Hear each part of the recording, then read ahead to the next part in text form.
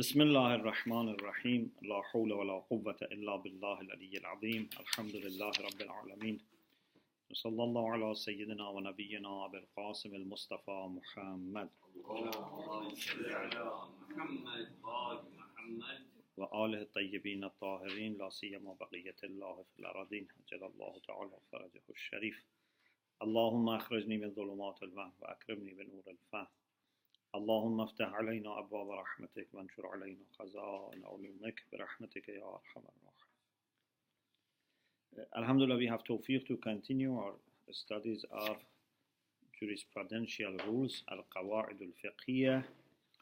For today we discuss قاعده السلطنه, the rule of Sultana. Sultana in Arabic sometimes means kingdom or a place where there is king, sultan. But Sultana also can mean sovereignty, sovereignty, or having control over something. Here what we mean by Sultana is that everyone is able to use his or her possession or property or money in the way that he or she wills, is pleased with. There can be exceptions, but the general rule is that when you own something, you can use it in the way that you find useful. This rule, again, like many other rules, are well known in fiqh, recognized by our jurists, but normally there is no independent discussion about this. You find references to this in different sections of fiqh. For example, Sheikh al-Ansari rahimahullah, in a discussion about selling and buying, has discussed the validity of selling and buying through mu'atat. Have you heard mu'atat? Mu'atat. Bay' mu'atati. Mu'atat means they exchange the good and the price, but they may not use the legal formula. It's not that one says, for example, bi'tu, the other one says ishtaraytu. They just practically buy. Like normally today when we buy things, we don't say bi'tu, ishtaraytu. Even sometimes we don't speak to the shopkeeper, or there is a machine, you go and pay, for example. So this is called mu'atat, means transaction is taking place through practical measures, through the actions, and not through words and following religious procedure, legal procedure in Sharia.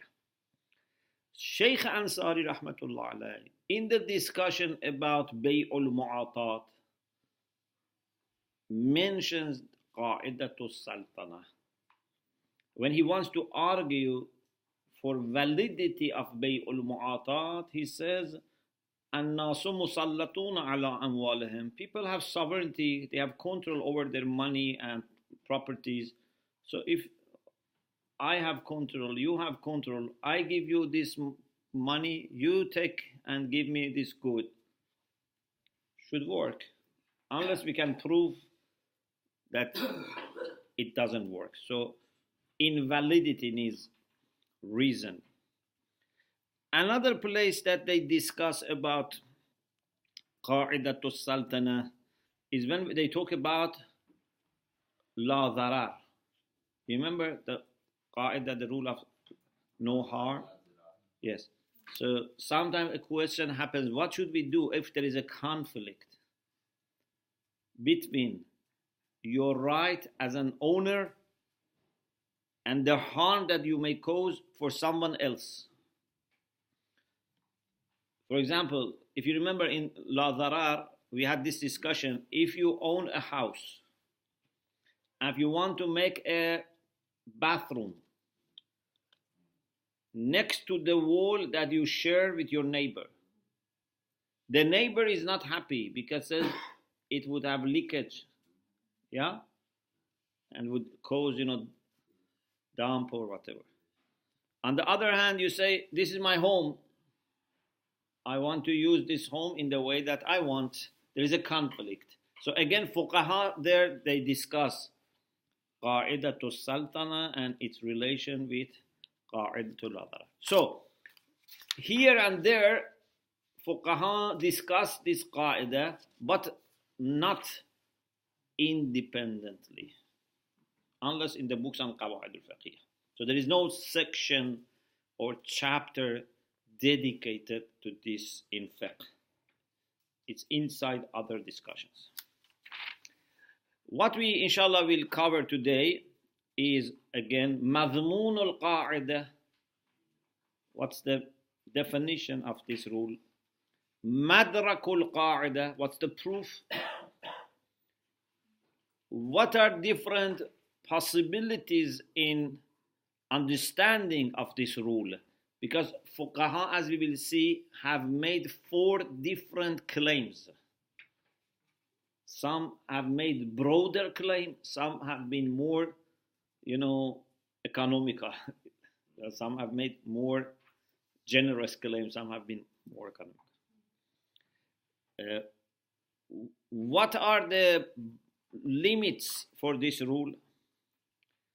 Inshallah, we will discuss. Another issue is, do people have also sultana, sovereignty, over their rights, huquq, or it's only over their money and properties? So is it only amwal or also huquq? For example, you have haqqul khiyar, haqqul shuf'a, this type of things. So can you also say, I don't want my right, or you cannot? Another thing is, do you have also sovereignty and control over your life? You can use your money in the way you like, unless it's excluded. There are certain things that you cannot do with your money. But general principles, you can use it. Yeah?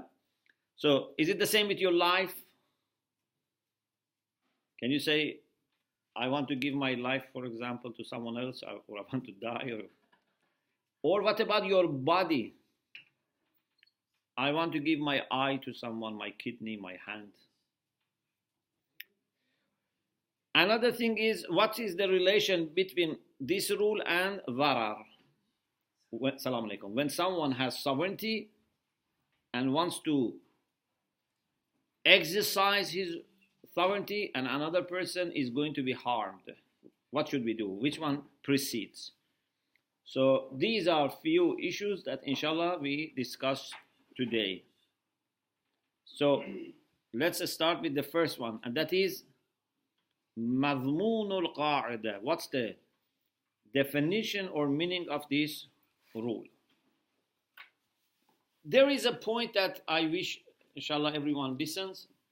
We need this point till end of the discussion.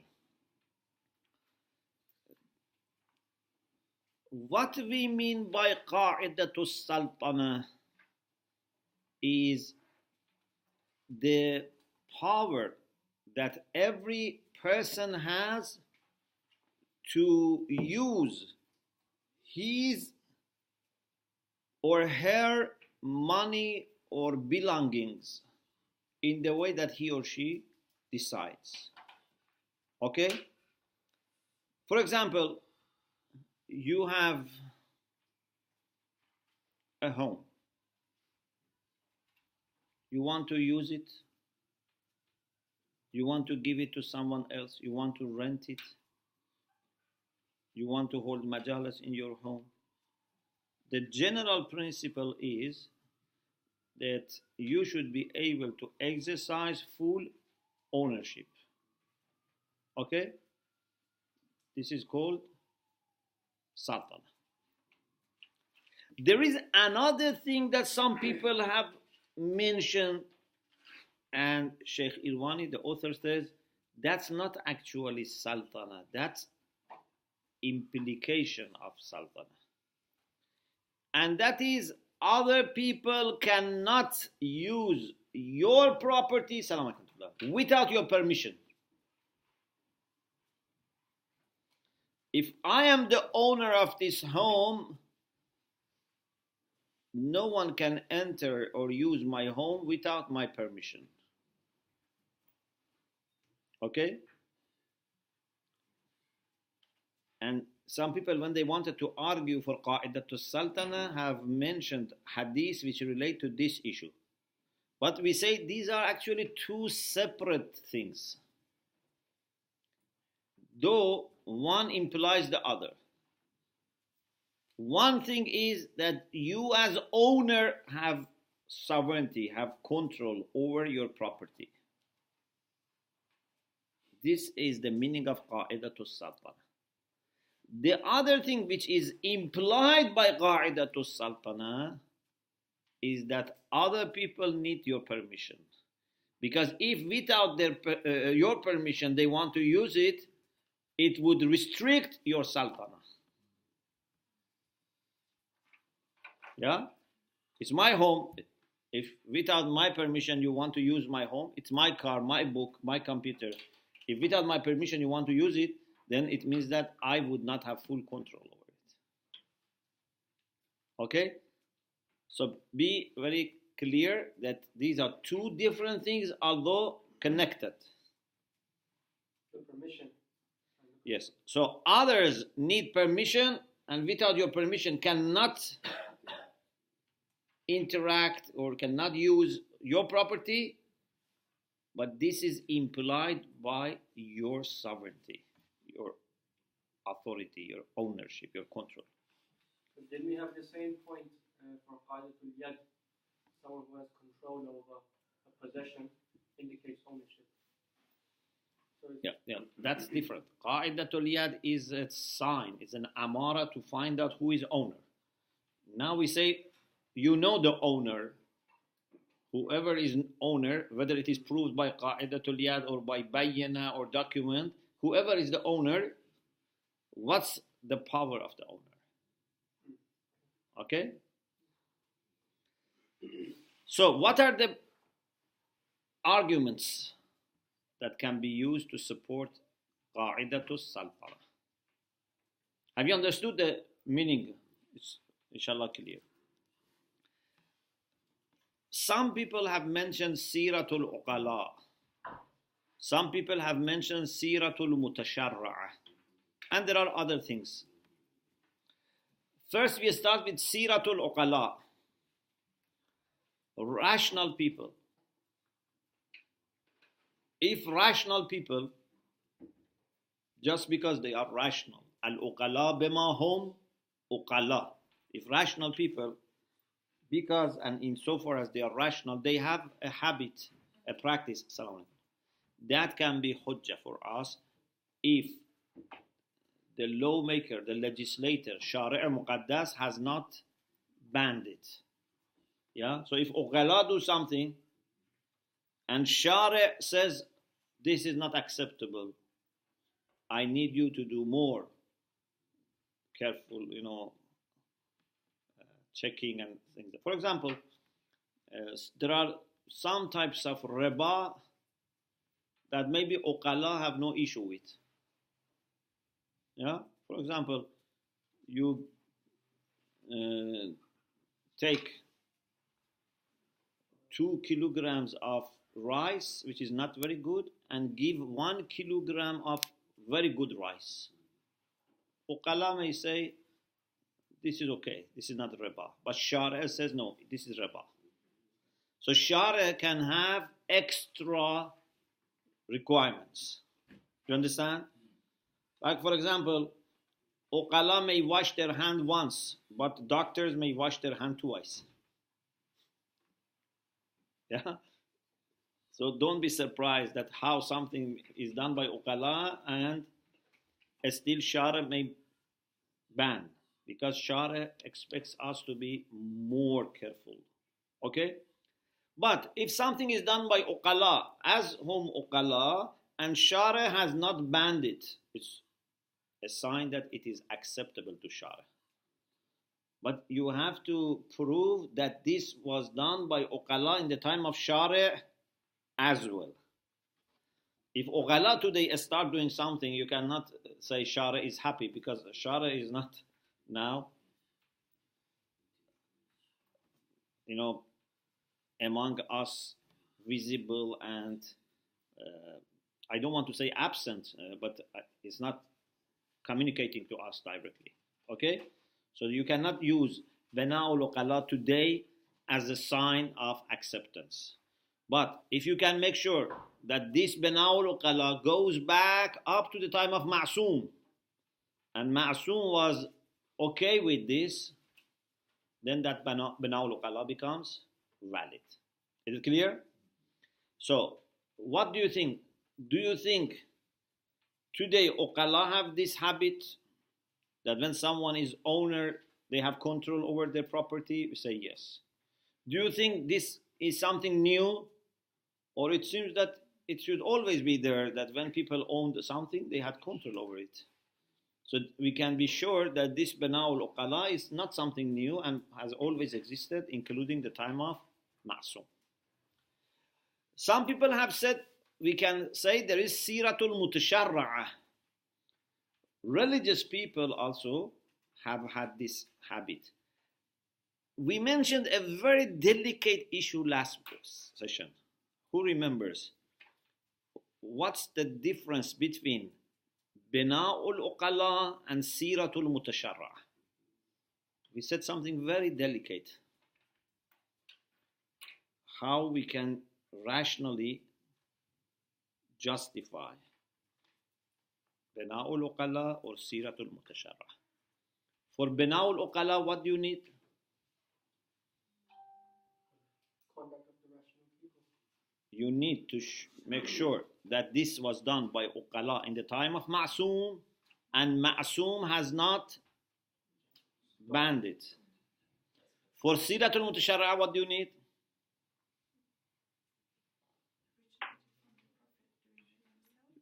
That this is going back to the time of Ma'soom, and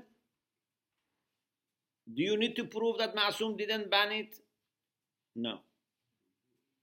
He said, if you can show that something was done by religious people at that time, actually it shows that Ma'soom has told them to do so. Because why all of a sudden Mutasharra'ah started this? When Uqala are not doing this, why Mutasharra'ah started? So it must have a basis in the teachings of Shari', Ma'soom. Remember this point, it's a delicate point. Okay? It's a very important point. If you learn these subtle points, then inshallah you become good faqih. Otherwise, it's difficult. These subtle points are very important. So, some people have argued for قاعده السلطنه from Bina'ul Uqala. There is a basis for this. Some people have argued from Siratul Mutasharra'ah. Of course, if it is Siratul Mutasharra'ah, it means that you have to show that this is not Uqala on, something. Because if it was Uqala, then Mutasharra'ah also, if they have done it like Uqala, there is no need for a specific guidance from Shari'. But if Uqala had not had this habit and Mutasharra'ah had it, that it is inspired by Shari'. The next argument is some nusus, some texts that have been quoted to show that you have control over what you own till you are alive. Just towards the end of someone's life when he is ill and that illness is going to lead to his death, then that's the time that there is no authority and control. Because some people may try to take advantage of people who are dying, and ask them to sign things or, deprive, some of their, for example, children from inheritance or whatever. For example, there is muwathaqatu sama'a.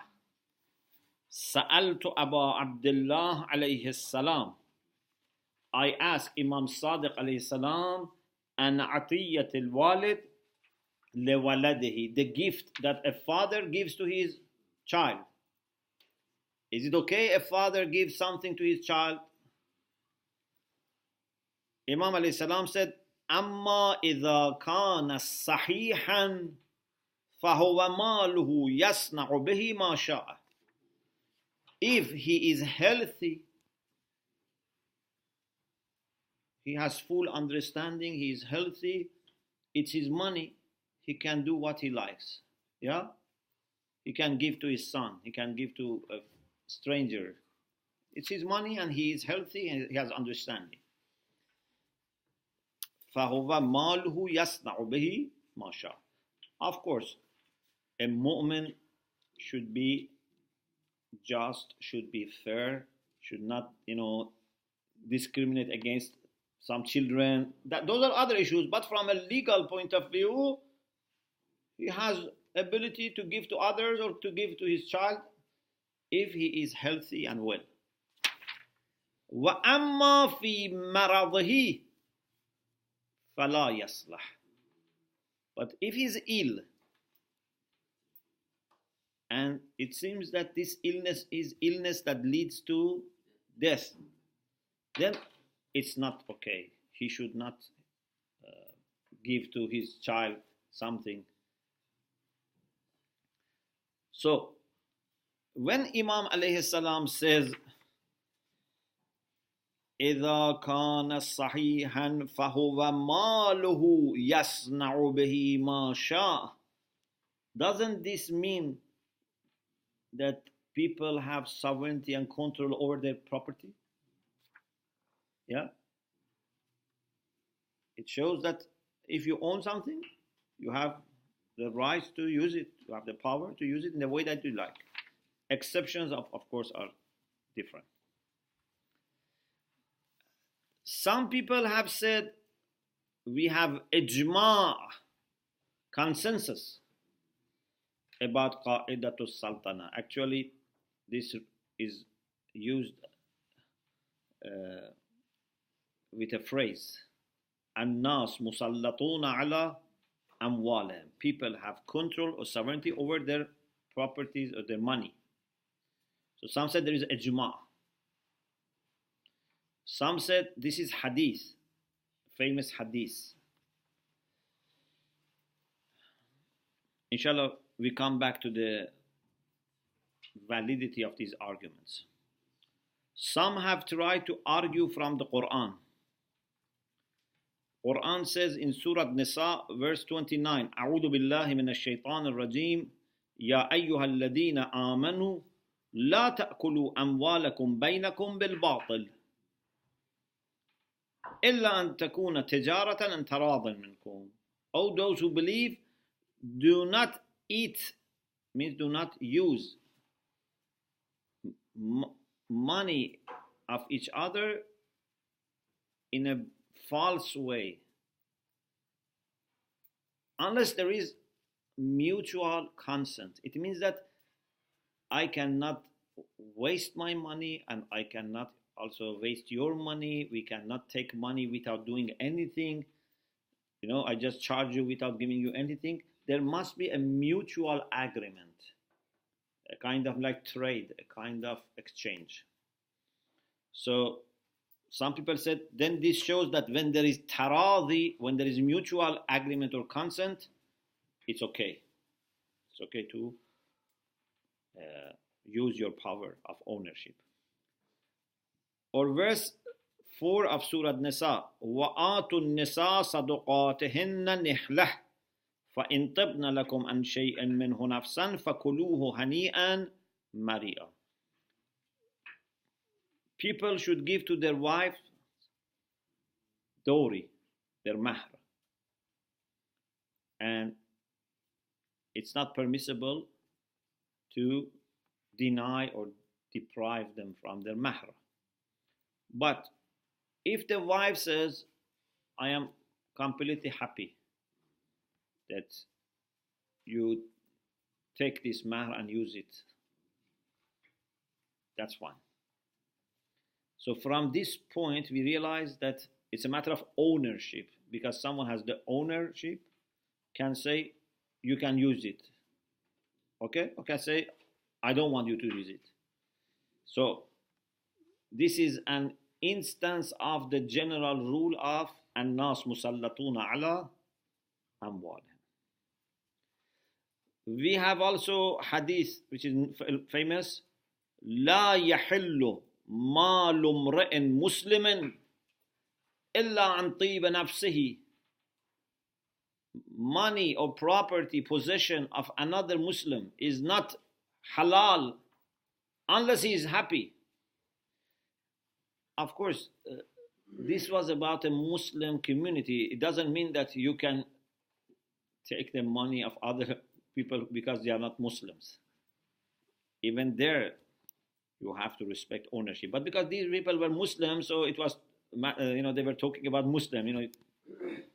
Like for example, if in Hose I say, you cannot use the book of another student without his permission, this doesn't mean this rule is only for students. You understand?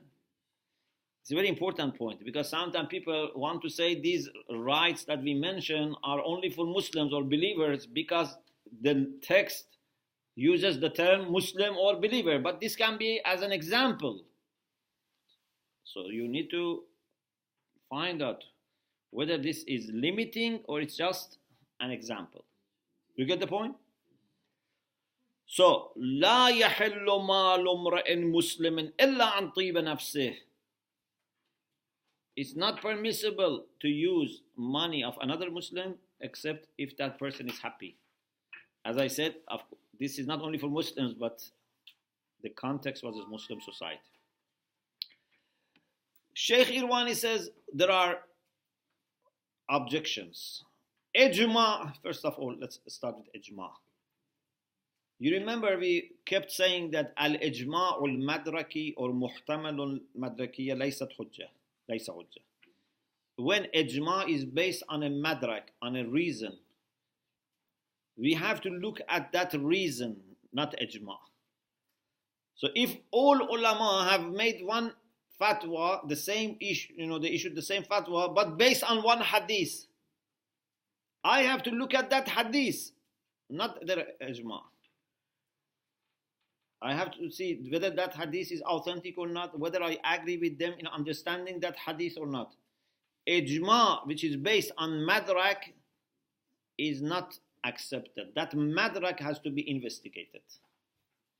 Okay? So here, although you may hear from ulama that they all say an-nas musallatuna ala amwalihim, but maybe they say this because of those hadiths, because they say it because of sinaybu tasharru'i or bina'ul uqalla. So we don't accept ijma as a proof. Then it comes to that hadith which is famous, an-nas musallatuna ala amwalihim. This hadith is mentioned by Allama Majlisi rahmatullah alayh in Biharul Anwar. And he says that I quote this from Awal al-La'ali. Awal al-La'ali is by Ibn Abi Jumhur al-Ahsa'i. Ibn Abi Jumhur al-Ahsa'i, the author of Awal al-La'ali, sometimes mentions this from some Shia, some Ashab. Sometimes he says from some books of first martyr, Shahid. Sometimes it says from Fazil Miqdad. Sometimes it says from Ibn Fahd al-Hilli. But the problem is, in any way, we don't have the full chain of narrators. Yes. So we know that they say it is from the Prophet sallallahu alaihi wasallam or from Imam, but we cannot verify this, the chain to Imam or Prophet.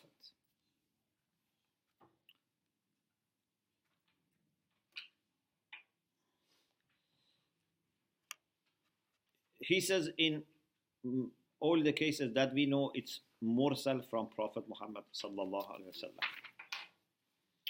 If you say, okay, the chain is a problem because it doesn't mention all the people, but we can solve the problem of weakness of the chain.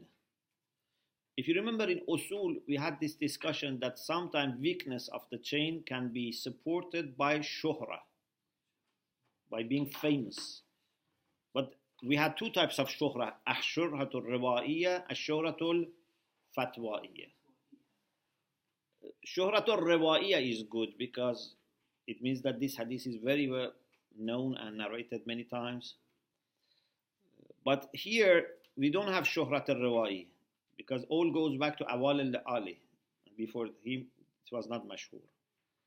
And shuhratul fatwa'i, he says, this has to be among mutaqaddimin, early ulama. If early ulama who lived at the time of Ma'soom or near Ma'soom all have a very popular fatwa, common fatwa, which is popular among all mutaqaddimin, then that's a good way to compensate the weakness of sanad. Because they were close to time Ma'soom, they knew which hadiths are acceptable or not. They knew this chain very well. But as far as we know, this goes back to Allama Hilli. And since Allama Hilli time, there is such agreement by ulama on this rule. And Allama Hilli is mutaakhir, is not mutaqaddim. So we don't have shuhrat fatwa'i among mutaqaddimin, among early scholars, so we cannot solve the problem. Shuhrat al-Riwa'i is very good, but we don't have Shuhrat al-Riwa'i because all from Awal al-Ali.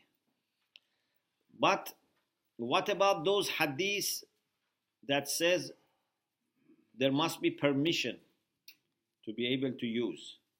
We say, okay, that's good, but we said in the discussion about definition of qaida that there are two things that are connected but different. Qaida to al-Sultana is not about other people being in need of your permission. That is separate, although it's implied by qaida to al-Sultana. Qaida to al-Sultana is that you as owner have power, have rights to use it in the way that you like, unless something is excluded. You want to keep it, you want to use it, you want to rent it, you want to give it to someone as a gift, you want to give to your children to use it, you want to give to your friend to use it. You have sovereignty. Okay? And this is different from the idea that other people need your permission, although they are connected. So the other hadith that they mention is normally about this side of it. Now, the question is, what is the core of this qaida? What are probabilities? Our ulama have 4 different ways of understanding this qaida. And these 4 come like 4 levels. The first is more expanded. It's very broad. Then little by little they limited. So with respect to what is the core of this qaida, what's the mechanism and how much it can be comprehensive, there are different opinions among our scholars. The first idea seems to be the idea of sahibul jawahir. Sahibul Jawahir, Jawahirul Kalam, Rahmatullah alayhi. You know, Jawahirul Kalam is one of our best books on fiqh. Sahibul Jawahir is called after the name of his book. Sheikh Muhammad Hassan al-Najafi, his book is Jawahir al-Kalam. The book is so important that they call him Sahibul Jawahir. Yes? So, Sahibul Jawahir has the idea that قاعده السلطنه implies that the owner can decide whether he wants to keep it or give it to others by selling or renting or whatever. So he can decide about an-naql wal-intiqal, whether he wants to keep it or transfer it to someone else. He has also sovereignty about the way this transfer is going to take place. For example, he wants to give it mu'atati or through formal bay. He wants just to give it or wants to do it formally. And when he wants to do it formally, he wants to say the formula in Arabic or Farsi or English. So, as long as there is no overriding evidence, we should say he is free. His hands are open to do what he likes with his property. Because an-nas musallatuna ala amwalihim, and according to Sahib al-Jawahir, it's a very broad concept. They can decide to keep it, to transfer it, and how to transfer it.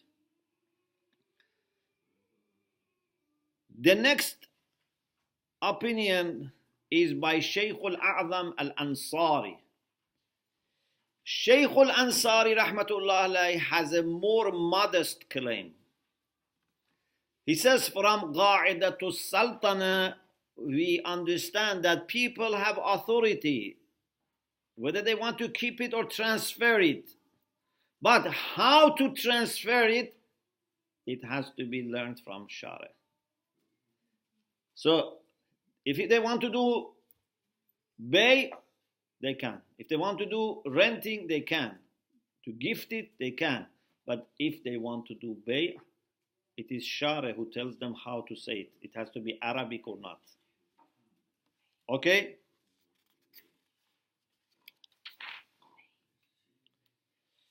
The third opinion is the opinion of Akhund Khurasani rahmatullah alayh. Akhund Khurasani is Sahibul Kifaya in Usul al-Fiqh. But Akhund was also a great faqih. He has Hashiyah on Makasib of Sheikh Ansari. Okay? So, Akhund says that the owner has rights for any legitimate usage, any legitimate use. It's more modest than the second claim. They were saying use or transferring. But he wants to sell it or gift it or rent it. He says the owners have right for any legitimate use. But what makes the use legitimate has to be learned from other sources. This doesn't show the legitimacy of the use. Okay? For example, if a wife wants to give as gift some of her properties, she has some money she wants to give as a gift to someone, to charity. She has a car, she wants to sell her car. Okay? Because she's the owner, she can do it. Because this is mashru. She doesn't want to do haram with her money, she doesn't want to do something illegal, and she should be able to do it. Okay? this doesn't show what is mashru', what is not mashru', what is legitimate, what is not legitimate. No, that should be understood from other sources. But we say any legal, any legitimate use is permitted because you are owner. Yes. If he gives this car to anyone, She. but she or he, Okay. and his family or her family more needy for this car, what about Shara or Aqala? From Shari point of view, it's okay. But from akhlaqi point of view, then you have to have consideration. Are your family also happy? Are they able to survive or not? You know, sometimes, for example, you are able to reduce your food, but you cannot reduce the food of your children and say, you know, we want to give to poor people. You know, if you can train them and they also appreciate it, good. But if they are not trained and they are not happy with this, and you want to force them to stop eating and giving to other people, this is not moral. It's not good. But as long as they are not going to suffer in their life or health, as an owner, legally, you have the right to give. But morally, it's something else. But if it is going to lead to the illness or loss of life, then you don't have even legal right. Okay? The fourth opinion is the opinion of Sheikh Irwani, not this Sheikh Irwani, another Sheikh Irwani who has also Hashia and Makasib. And he has the most modest, most limited understanding. And he says what قاعده السلطنه is saying is that as owner you can use it in the way you like, but it would not include the right of giving to other people, because then it's no longer your mal. You know, he has very limited understanding of this qaida. He says, "An-nas musallatuna ala amwalihim." So as long as it is your mal, you have tasallut, you have sovereignty, control. But you want to sell it or give it to others, then it's no longer your mal. Of course, other ulama say, yes, it's not my mal, but do I have authority to give my mal to others or not? You know, but he says no, that cannot be understood from this. We can only understand that you can use it as long as it's your mal. If you want to give it to other people, then you have to understand permissibility of that transfer from other sources. So these are four different understandings of our jurists, and each of them is more modest and more modified than the previous one. The idea of Sahib Jawahir is the broadest, and the idea of Sheikh Irwani in the commentary on Makasib is the most modest one. Inshallah, after Salat, we continue. Alhamdulillah, Rabbil Alameen.